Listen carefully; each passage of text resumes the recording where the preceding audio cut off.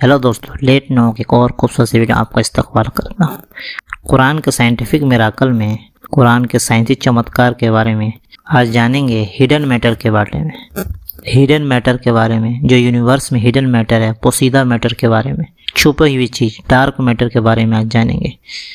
कुरान शरीफ में सूरह नहल में अल्लाह ताला इरशाद फरमाते हैं, और आसमानों और ज़मीन के सारे भेद, सारे गैब, सारी छुपी हुई चीज़ अल्लाह के कब्जे में है, अल्लाह के इल्म में है। और क़यामत का मामला आँख झपकने से ज़्यादा नहीं होगा, बल्कि उससे भी जल्दी। यकीन रखो कि अल्लाह हर चीज़ पर पूरी कुदरत रखता है। पोशीदा मादा, the hidden matter, dark matter. जहाँ तक ये सवाल कि फैलती हुई दुनिया, यानी कि जो बिग बैंग के बाद एक्सपेंड हुई, फैलती हुई दुनिया, फैलती हुई कायनात कैसे रुकेगी, साइंसदान, साइंटिस्ट कायनात में गैबी मादा का नज़रिया पेश करते हैं। यानी कि जो साइंसदान हैं, जो साइंटिस्ट है, वैज्ञानिक हैं, इस बारे में कायनात में हिडन मैटर, डार्क मैटर, पोशीदा, छुपी हुई चीज़ का नज़रिया, कॉन्सेप्ट पेश करते हैं।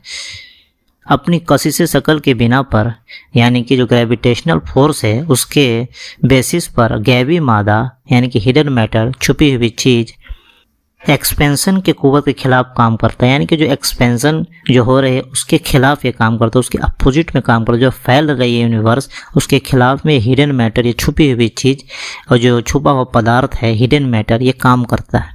जब कभी मुखालिफ कुव्वत बढ़ जाएगी तो फैलाव रुक जाएगा। यानी कि जो हिडन मैटर है उसका फोर्स एक्सपेंशन के फोर्स से ज़्यादा हो जाएगा तो ये रुक जाएगा, यानी फैलाव रुक जाएगा, जो उसकी क़यामत का कारण बनेगी।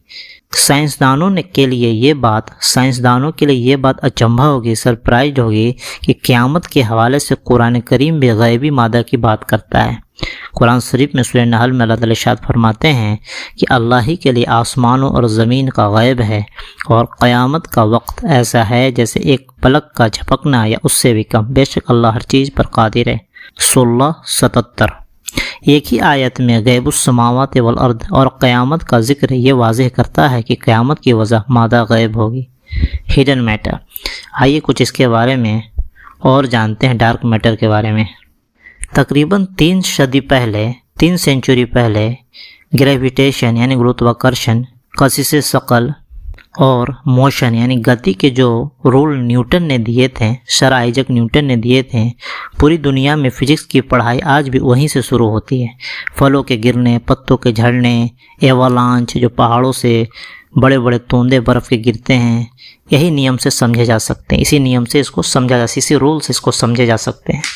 हमारे आसमान में मंडराते सूरज, चाँद, सितारे, सैयारे, प्लानेट, सैटेलाइट आज तक उन्हीं रूल्स को, उन्हीं नियमों को, उन्हीं कायदे का फॉलो करते, उन्हीं कायदे का पालन करते दिखते हैं। न्यूटन के इन्हीं कायदे से वैज्ञानिक और एस्ट्रोनॉमर्स हमारे सोलर सिस्टम, सौर मंडल की हर एक जो एक्टिविटी है उसकी अच्छी तरीके से जानकारी हासिल कर लेते हैं, सटीक गणना कर लेते हैं, एक्यूरेट मेज़रमेंट कर लेते हैं।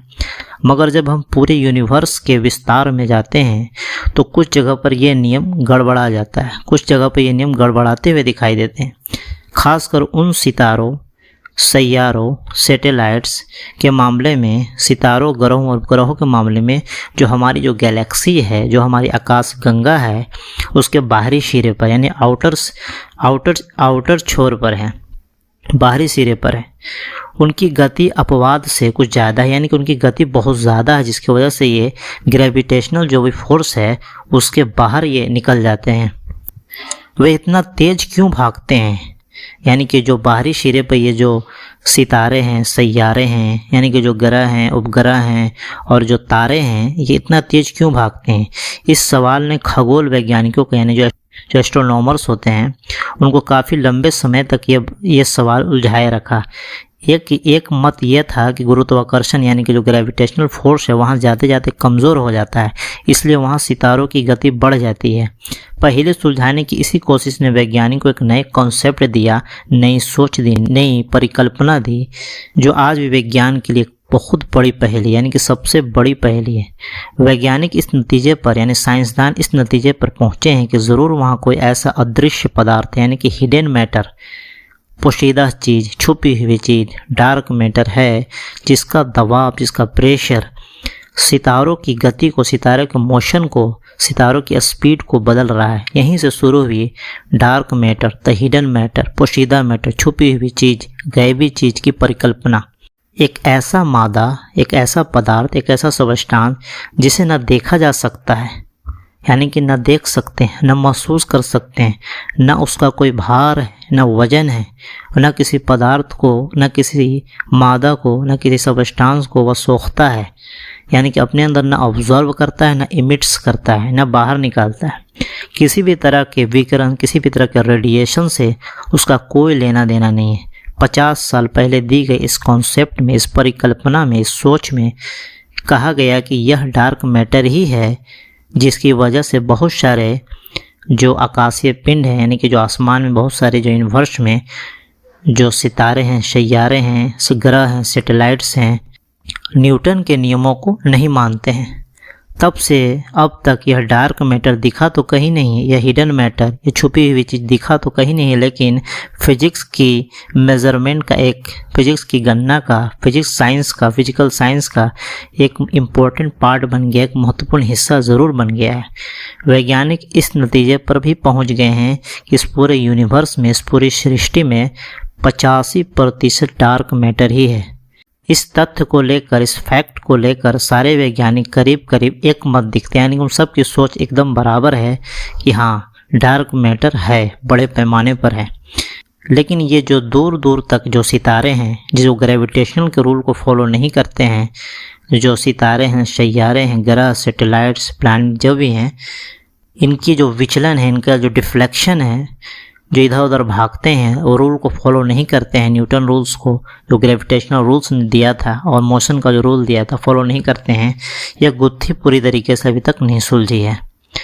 यानी कि डार्क मैटर का जो कॉन्सेप्ट है, ऐसा कॉन्सेप्ट यानी कि एक ऐसा मादा, एक ऐसा पदार्थ, एक ऐसा सबस्टांस जिसको, यानी कि एक ऐसी चीज़ जिसको ना देखा जा सकता हो, ना महसूस किया जा सकता हो, ना उसका कोई भार अथवा वजन हो, न भार हो, न वजन हो, न किसी पदार्थ को सोखता हो, न किसी प्रकाश को सोखता हो, यानी कि कोई भी उसके अंदर प्रकाश न जाता हो, न एब्जॉर्ब करता हो, न इमिट्स करता हो, न बाहर निकालता हो, और किसी भी तरह का रेडिएशन से उसका कोई लेना देना नहीं। यानी आप समझ लें कि ऐसी ऐसी भी चीज़ पूरे कायनात में, और कितना बताएगा, 85%।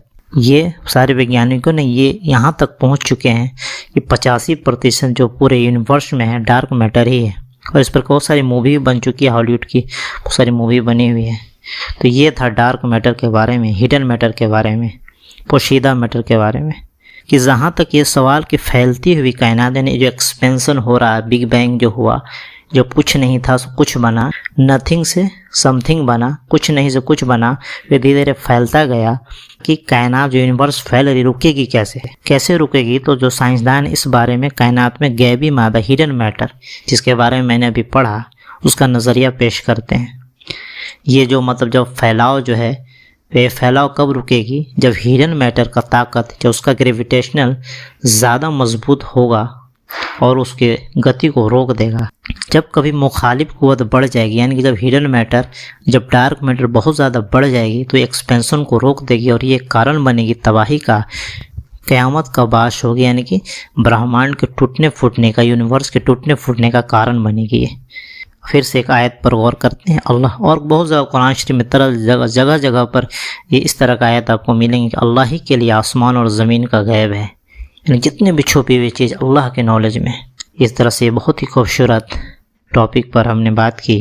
उम्मीद आपको यह पसंद है। तो मिलते हैं एक और खूबसूरत से टॉपिक के साथ। और साइंस की इंतहा कुरान की इब्तदा है। अगर कुरान में, हदीस में कोई चीज़ बोल दी गई तो अटल है, चूँकि वो क्रिएटर का कलाम है। क्रिएटर जानता है कि हमने क्या बनाया है। इंसान अभी सर्च कर रहा है। मार्स पर जाना कमाल नहीं है, मंगल ग्रह पर जाना कमाल नहीं है, मंगल ग्रह को बनाना कमाल की बात है। अब जैसे कि बरमूडा ट्रायंगल है, वो तो पहले से ही है, वहाँ जाना कोई कमाल नहीं है, उसको बनाना कमाल को ऐसा चीज़ बना दिया कि वहाँ जाना मुश्किल है। मंगल ग्रह ऐसा बना दिया कि वहाँ अरबों रुपया लगा के भी नहीं जा पाते हैं लोग। इस तरह के बहुत सारा है, सूरज है, चांद है, सितारे हैं, तरह तरह कोशिश कर रहे हैं। तो वहाँ जाना कोई बड़ी कमाल की बात, अगर कोई चला जाता कोई बड़े कमाल की बात नहीं, कमाल की बात उसको बनाना है कि वो ऐसा बना है। दुनिया में ऑक्सीजन का रेशियो, कार्बन का रेशियो, हर चीज़ का रेशियो एकदम बराबर से अल्लाह ताला ने बांटा है। खैर इस टॉपिक पर और भी आगे बात करेंगे। वो अल्लाह ताला हमें कुरान की हक्कानियत को समझने की तौफीक अता फरमा। मिलते एक और खूबसूरत वीडियो, लाइक सब्सक्राइब करना।